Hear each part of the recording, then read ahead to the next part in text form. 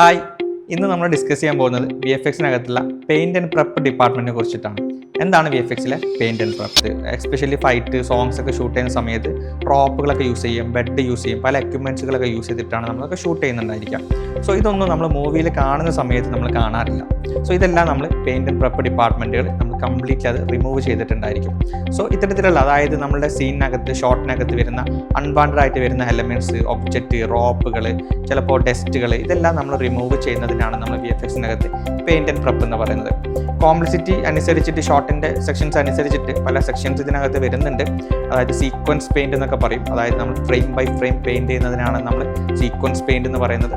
Then prep വരുന്നുണ്ട്. അതായത് ഒരു സിംഗിൾ ഫ്രെയിം മാത്രം നമ്മൾ പെയിൻറ് ചെയ്ത് ട്രാക്കൊക്കെ യൂസ് ചെയ്തിട്ട് നമ്മൾ അവിടെ കമ്പോസിറ്റ് ചെയ്യുക അല്ലെങ്കിൽ അവിടെ കൊണ്ടുവന്നിട്ട് മാച്ച് ചെയ്യുന്നതാണ് നമ്മൾ പ്രപ്പ് എന്നൊക്കെ പറയുന്നത്.